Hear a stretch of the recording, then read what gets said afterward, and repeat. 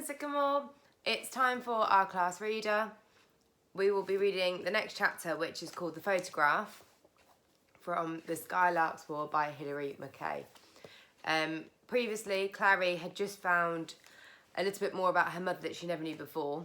We don't know much about her mother at all, apart from the fact that she died a few days after Clary was born. Equally, we knew that she was a poorly lady, and Peter and Clary had always thought it was her fault that she died, but she's found out that she had a thing called anemia, which is a lack of iron in your blood, which is something that's really common, but we didn't know at this point in history much about it. And I'm sure if she had received the right medication, it may have been different, but we'll never know. But this next chapter, chapter 17, is called The Photograph, and I bet you predicted something along the lines of the photograph is of her mother. So, it took a very long time for Miss Vane to overcome her mistrust of the girls' grammar school, that racketing collection of the unfeminine and inky. I always noticed their stockings, she told her tortoise-shell cat. Having a few humans talk to, she often turned to this animal. And their deplorable hats. Clary will be spoiled.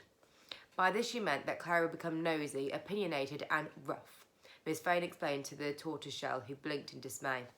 When this did not happen, Miss Vane and Clary would ruin her health with overwork.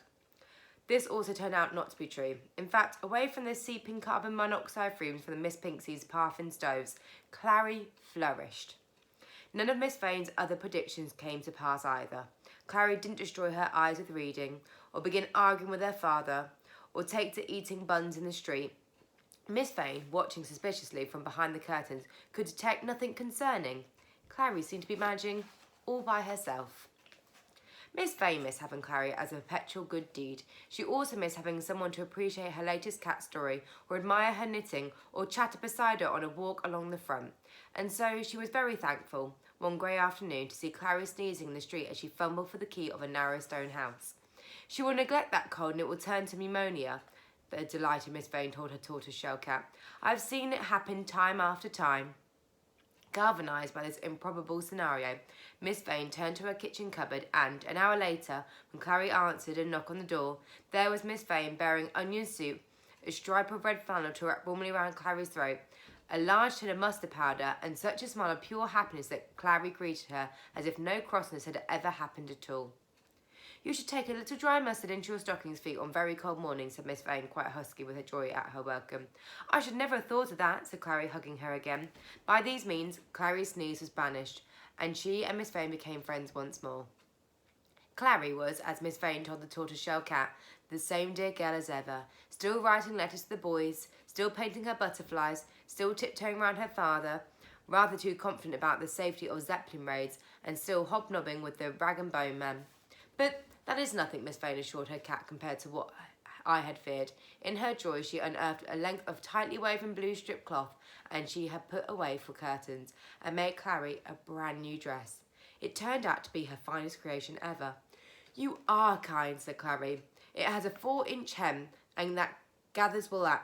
It has a 4-inch hem, and the gathers will let out, said Miss Vane a little proudly.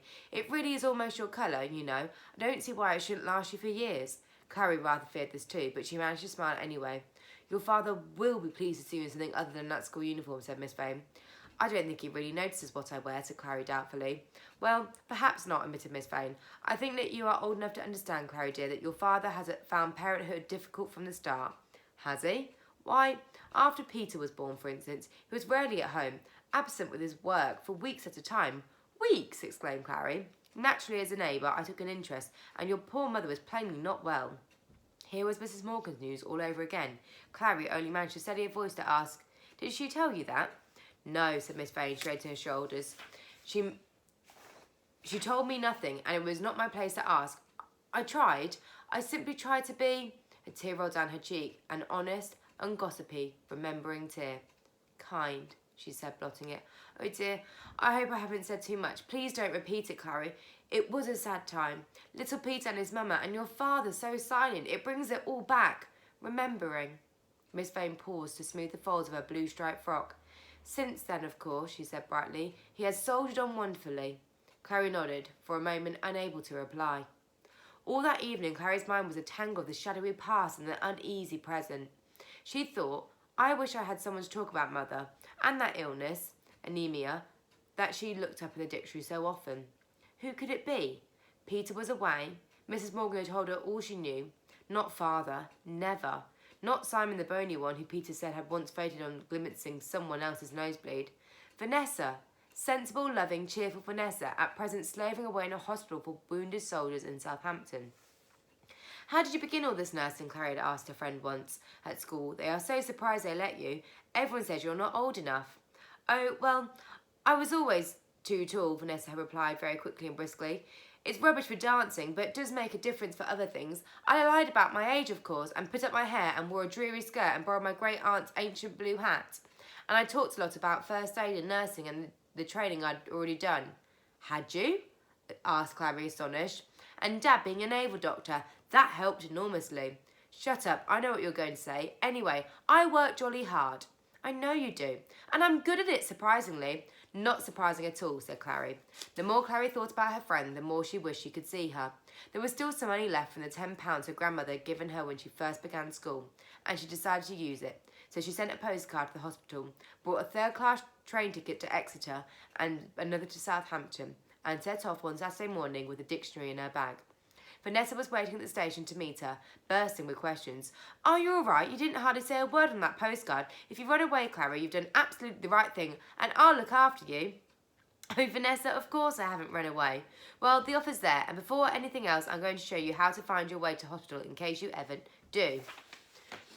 Then we can talk. I want to ask you something. Of course. Now come on. It isn't far, just a few corners, head for the sea. It's so close, I'll come outside on a windy day to blow out the carbonic smell. Is it school, or Peter, or your father? No, none of them. Could we go somewhere quiet for a bit? There's a cafe. Right here, said Vanessa.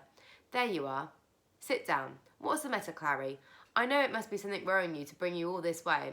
So Clary produced the photograph and the dictionary that remembered where to open, and related the brief minor tragedy that she had heard from Mrs. Morgan. As she talked, Vanessa changed from her cheerful, hurrying questions to the practical kindness that made her so useful in the hospital. Yes, she said steadily as she looked at little pictures so much like Clary. People do die of anemia. What bad luck for you all. Do you think she left the picture there for me or Peter to find? I'm sure she did. A message for you, on the right page too. B for baby. Maybe she guessed your father would never talk of her. Do you think perhaps Mrs. Morgan was right, asked Clary, and it might not have been because of me that she died? Don't be kind, Vanessa. Tell me the truth. It wasn't because of you, said Vanessa, reaching out her hand. It was never because of you. I'm telling you the truth. You have to believe it. I'm sure that's what your mother would have wanted. You look so like her, Clary. There's nothing of her left anywhere in the house. We've searched and searched. Father got rid of it all. Nothing. Except this picture. You can get copies made of photographs, you know. I bet Peter would like one.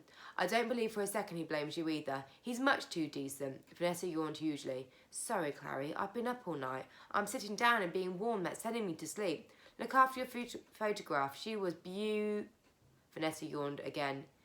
Full. With that, Vanessa's head dropped and she nodded forward and fell asleep on the table, scattering cups and saucers. 5 minutes, she murmured unrepentantly, snuggling down. She's a nurse. She's been up all night, murmured Clary to the waitress as she helped her clear the fallen cups, and the waitress said, ah, and the nearby tables also said, ah, and the cafe became very quiet as people shushed each other and nodded kindly at Clary, who sat slowly, allowing herself to believe what she had been told. It wasn't her fault. It was just bad luck. She smiled at Vanessa when she woke up, rubbing her eyes and laughing at herself. Whatever were you doing last night? Asked the waitress, coming across with fresh tea. Dancing, Vanessa told her, airfully rueful, but to Clary, she said later, actually, I was sitting with a poor bloke who was dying and needed a bit of company. I always seemed to get that job. Clary could understand why. Vanessa, with her warmth and friendliness and glowing chestnut hair, must be as comforting as a candle flame through such a night.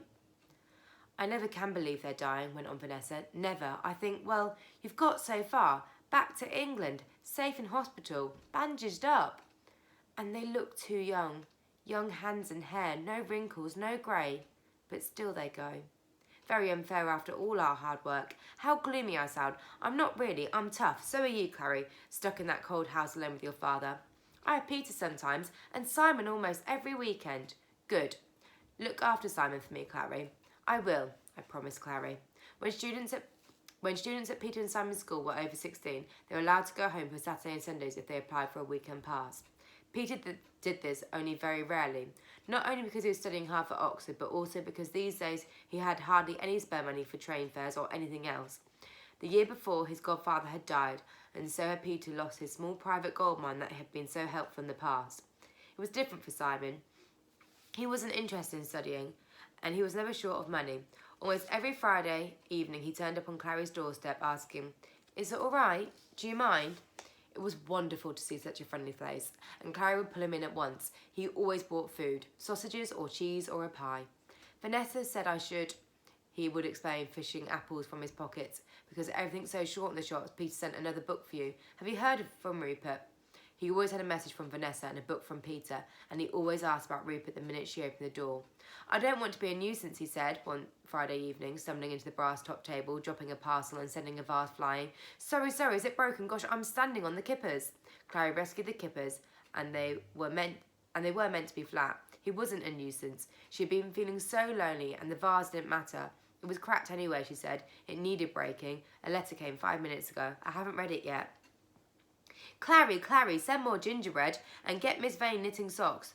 What's the use of being a family here if you don't get constant luxuries in the post?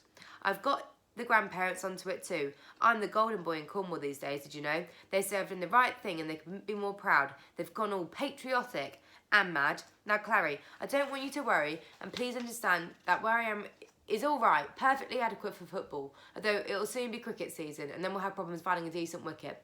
The ground's a bit lumpy round here, but Lucy wouldn't like it, and that bit's in capital letters. Can you see?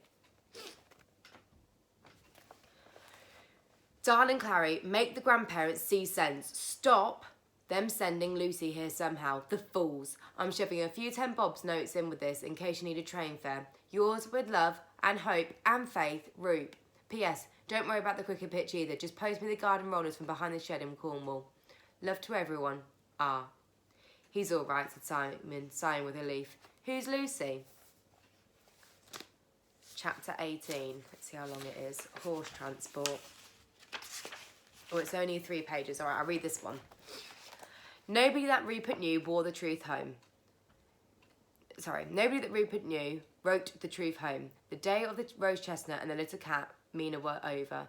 Not that had lasted very long. Not as the long letters describing them, which was a pity because Clary, inspired by Miss Vane, a great cat lover herself, had sent a small patchwork blanket for Mina. I hope she likes it, Clary had written. Miss Vane told me once that each of her cats has a blanket of their own to make them feel secure. Rupert had written back that any cat would be proud of such a mat, and that it was the perfect colour to show off Mina's beautiful blackness. He was very much regretting his cheerful early letters to home. Why, oh why, he asked himself. Had he told his grandparents that his unit had been busy building stables in France? How stupid had he been to describe the great care that he saw people taking of the horses? Very stupid indeed, thought Rupert, furious with himself. Not that it wasn't true. The horses were looked after as far as anyone could, rubbed down, watered, fed, although food was always short and sawdust was mixed in with their rations to make it go a bit further. He'd seen people hug them often. He hugged them himself, breathing in the comforting smell of horse. There were hundreds of them working out here. They dragged supplies, camp equipment, heavy guns, sandbags, ambulances, and each and other's dead bodies. There were corpses of horses rotting in spinneys, in ditches and among the churned-up remains of cabbage fields. If you got close enough, you could see the pale bone round their eye sockets and along the length of their forelegs. Their teeth were always barred, as if their last thought had been to lunge into a futile fury. Their barrel bodies were full of rats. Rupert, who had not prayed with any conviction since he was 7, now prayed, "Oh God, not Lucy." His grandfather had changed his mind completely about war. He was no longer furious. He was proud, glad that Rupert was not skulking in Oxford, hiding behind books. He wrote that his patriotism of the young men of today was the finest thing he had witnessed in his entire lifetime. He wrote that if he could, he would be there too. But since he couldn't, well, perhaps Rupert could look out for a familiar bright brown pony coming up the lines. Of course, at 14 hands, Lucy was a bit under what was the army wanted, but she was a good sturdy pony. And if she could not pull a gun, she could rattle along a canteen of a field ambulance, doing her bit. He was going to offer her anyway. Your grandmother is not so keen, he had written. She says at Lucy's age she's much too old, but I dare say Lucy and I will talk her round. Fool, thought Rupert viciously, but he did not mean his grandfather. The horses, as well as being always hungry, were perpetually uneasy. After all, they had been rushed this miserable new existence as fast as the men, and without any word of explanation. It was best not to catch the look in their eyes. It was best not to think about them with any emotion at all, if possible. Rupert wished he had not asked for the reason for the evening firing from the gunners. Ammunition was so short they could fire for only a few minutes a day, so they waited until just before nightfall in order to target the German horse transport. Rupert was thankful Clary didn't know about that. It was late spring now, nearly summer. The flies were dreadful. Along the front line, the trenches were being reinforced with barbed wire and sandbag parapets, propped up with timber. The duck boards that made the tracks were being repaired or replaced. 200 yards away across the ruined landscapes of no man's land, the Germans were doing the same. Something big was going to happen very soon. Everyone knew, and everyone wondered where they would be when it began. Nobody stayed in the front line trenches for long. The pattern varied, but at present it seemed to be a week at the front, and then a few days back in camp, where they cleaned, kit and drilled and caught up on sleep. There wasn't much sleep on the front, even though there were bunkers now and then dug into the side of the trenches. These were lantern-lit, earth-smelling caves, blue with cigarette smoke that hung in the air. Everyone smoked. It was comforting, and it covered a multitude of smells. There was unburied bodies in no man's land, too far out to collect, and too long dead. They were slowly sinking into the earth, and they had been there so long that they were no longer shocking. This time last year, thought Rupert, I was still at school, and now I don't find unburied corpses shocking. I use them as landmarks. He was still writing his letters home with less and less to say. He wrote to the thin girl. Her name was Elizabeth. I think of you every time someone's hat blows off and goes rolling away, whenever I hear an out-of-tune piano, and whenever we have lemon-curd tarts for tea. You'll be pleased to hear that in the whole time I have been here, I've never seen a single spider, and so, of course, I am quite safe. Elizabeth thought he must be tired. He's garbling. And what's more, he's mixed me up so with someone else. I've never minded spiders. I wonder how many girls he writes to. Not that it matters. She wrote back with great compassion. Stay safe, Rupert, and sent him peppermints and chocolate. Rupert wrote to Vanessa. I meant to tell you about the place in a village we came through. We sold them tinned beef and tobacco and knobbly socks, and they sold us red wine and very good sausages.